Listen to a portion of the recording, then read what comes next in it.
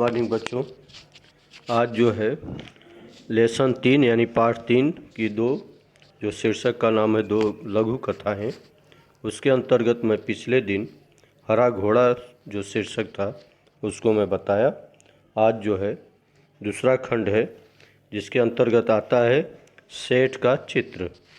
तो इसके विषय में आप ध्यान से सुनिए, क्योंकि यह भी उसी तरह का कहानी है, किस्सा है जो कि पहले पढ़े। इसमें भी बुद्धिमानी का परिचय दिया गया है, तो देखो किस तरह की है वह आप ध्यान से सुनिए।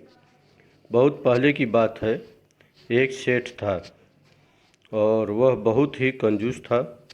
एक दमड़ी भी खर्च करते समय उसके प्राण निकल जाते थे, माने वह थोड़ा भी पैसा खर्च करना पड़ता था उसको, किसको, यानी सेठ को, तो वह जो है बहुत ही परेशानी में पड़ जाता था, क्योंकि वह बहुत कंजूस था। वह काम कराने के बाद भी लोगों को पैसे देने में परेशान करता था।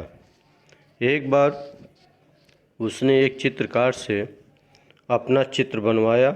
जब चित्रकार ने पैसे मांगे तो सेठ ने कह दिया, चित्र ठीक नहीं है, दोबारा बनाकर लाओ।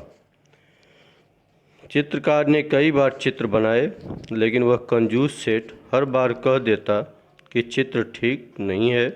क्रोधित होकर उस चित्रकार ने सेठ से सभी चित्रों को पैसे का तगादा कर लिया। माने जब सेठ बोला बार बार कि यह चित्र ठीक नहीं है, तो वह दोबारा बना कर लाया। फिर वह बोला कि यह भी चित्र ठीक नहीं है। इस तरह से वह सेठ कितने बार वह चित्रकार से अपना चित्र बनवाता था और बनवाने के बाद पैसा न देना पड़े इसलिए बहाना कर देता था कि यह चित्र ठीक नहीं है। तो क्रोधित होकर के इस बात पर चित्रकार ने सेठ से सभी चित्रों के पैसों का तगादा कर दिया। तो धूर्त सेठ बोला, पैसे कैसे, माने कैसे पैसे, जब मेरा चित्र ठीक से बना ही नहीं तो मैं पैसे किस बात के दूं। बेचारा चित्रकार अपने घर लौट आया और परेशानी का कारण पूछने पर उसने अपनी पत्नी को सारी बातें बताई। चित्रकार की पत्नी बहुत ही बुद्धिमान थी। वह बोली, आप दरबार में जाकर न्याय के लिए फरियाद कीजिए। फरियाद करना यानी याचना, प्रार्थना करना। दरबार में माने कहाँ, बादशाह अकबर के दरबार में, जहाँ की नवरत्न में से एक रत्न बीरबल बुद्धिमानी रहता था। इसलिए उसकी पत्नी ने इशारा करके बोली कि आप अपना फरियाद जो है बादशाह अकबर के दरबार में जाकर कीजिए। चित्रकार बहुत उदास हो गया। वह मुंह लटका कर बैठ गया, क्योंकि वह सोच रहा था कि सेठ बड़ा आदमी है, मेरा कौन सुनेगा। इसलिए वह बोला कि सेठ बड़ा आदमी है, लोग उसी की बात को सच मानेंगे, यानी मानेंगे, उसी की बात सुनेंगे, भला मुझ जैसे गरीब का साथ कौन देगा। चित्रकार की पत्नी बोली, सबके बारे में ऐसा नहीं कर सकते। बादशाह अकबर बहुत दयालु है। वे भले ही पढ़े लिखे नहीं हैं, परंतु बड़े बुद्धिमान हैं। उनकी सहायता के लिए दरबार में 9 रत्न हैं। आप वहाँ जाइए, आपको न्याय जरूर मिलेगा। दूसरे दिन चित्रकार बादशाह अकबर के दरबार में गया और पूरा किस्सा सुना दिया। किस्सा माने कहानी सुना दिया। बादशाह अकबर ने चित्रों को लेकर सेठ को दरबार में बुलवा लिया और बादशाह ने सभी चित्र को गौर से देखकर कहा, तुम्हारे इन चित्रों में क्या कमी है। तब सेठ बोलता क्या है, हुजूर, हुजूर माने साहब, इनमें से एक भी चित्र हूबहू मेरे चेहरे जैसा नहीं है। सेठ ने कहा। अब बादशाह जो है मुश्किल में पड़ गए कि न्याय कैसे करें। बड़ी देर तक विचार करते रहे, माने सोचता रहा। जब उसे कुछ समझ में नहीं आया, किसको नहीं आया, माने बादशाह को, तो बीरबल से न्याय करने को कहा। बीरबल ने सारी बातें ध्यान से सुनी और तुरंत समझ गए कि सेठ चेहरा बदलने में निपुण है। निपुण माने होशियार है, चालाक है। चित्रकार को पैसे न देने पड़े इसलिए वह नाटक कर रहा था और उसको सही रास्ते पर लाना जरूरी है। ऐसा बीरबल मन ही मन सोचने लगा, क्योंकि कला और कलाकार का सम्मान करने से कला संस्कृति की रक्षा एवं संवर्धन होता है। बीरबल के मन में यह आया कि अगर कलाकार का अगर सम्मान किया जाएगा तभी जा कर के कला की संस्कृति की रक्षा होगी और उसमें संवर्धन होगा। संवर्धन होना माने विकास होना। इसलिए कला में निपुण कलाकारों की इज्जत जहाँ होती है वह देश विश्व में विख्यात होता है। मैंने बीरबल वो सोच रहा था कि जिस देश में कलाकारों की इज्जत होती है उस देश का नाम जो है विश्व में फैलता है। इसलिए बीरबल ने चित्रकार से कहा, तुम्हारे चित्र में सचमुच बहुत कमियां हैं। माने अब उसको भ्रम में डालने के लिए, सेठ को भ्रम में डालने के लिए बीरबल जो है ऐसा एक तरकीब सोचा और बोला किससे, चित्रकार से, कि तुम्हारे चित्रों में सचमुच माने सही में बहुत कमियां हैं। 3 दिन बाद इस सेठ का हूबहू माने जैसे का तैसा चित्र बनाकर दरबार में ले आना।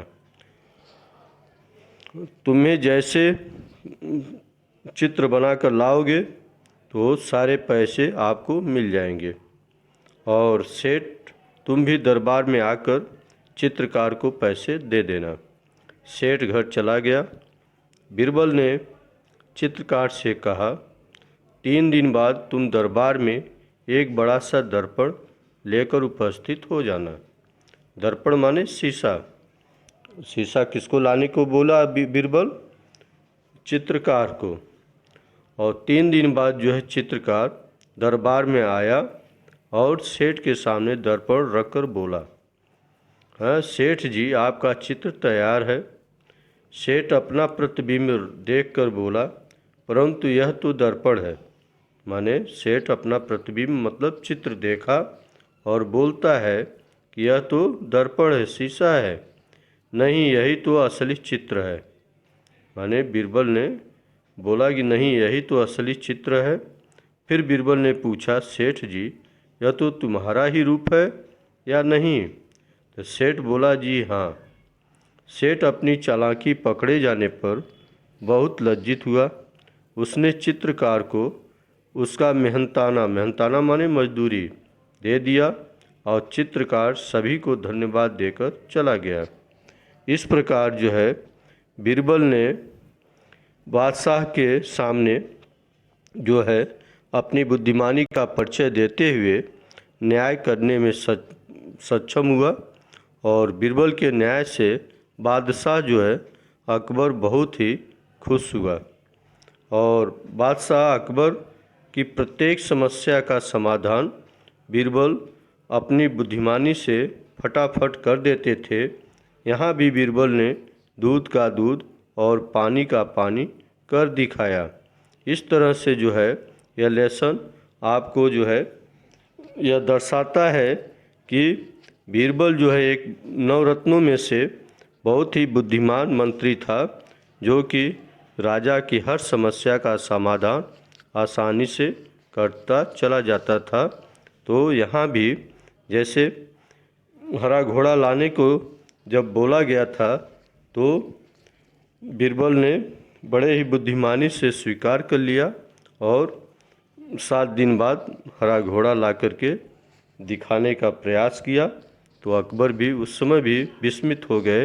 माने विस्मित होना मतलब आश्चर्यचकित हो गए और बोले कि हरा घोड़ा विश्व में होता ही नहीं है, तो ये लाया कैसे? लेकिन जिस प्रकार से वह आदेश दिया उसी प्रकार से वह अपनी बुद्धिमानी का परिचय देते हुए बीरबल ने हरा घोड़ा दिखाने का प्रयास किया। तो उसकी बुद्धिमानी का मात अकबर को झेलना पड़ा। उसी तरह से यहाँ भी जो है सेठ को जो है बीरबल के सामने अपनी गलती को जो है स्वीकार करना पड़ा, यानी मात खाना पड़ा।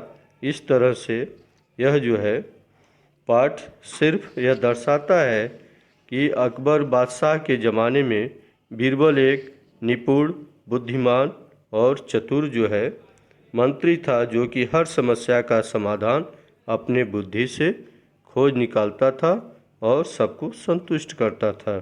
इस तरह से लेसन कंप्लीट हो रहा है, जिसके अंतर्गत आपको कुछ शब्द आते हैं, जिसमें जैसे पढ़ते समय आपको हिंदी लगेगा लेकिन यह उर्दू शब्द है, जैसे फरियाद, खिस्सा है, हूबहू, यह सब उर्दू शब्द है। मेहनताना, और इसका हिंदी होता है याचना, प्रार्थना।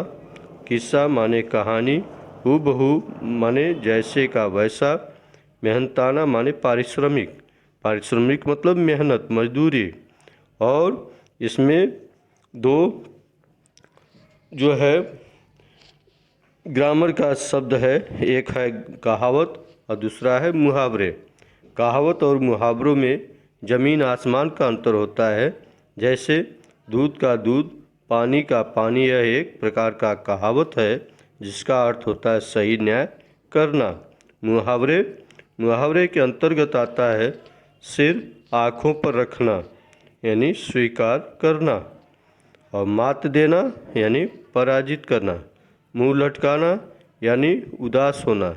इस तरह से यह जो है आपको लेसन पढ़ोगे तो इसमें कौन कौन सा शब्द है, उर्दू शब्द और कहावत, मुहावरे, इस प्रकार से जो है यह सब है।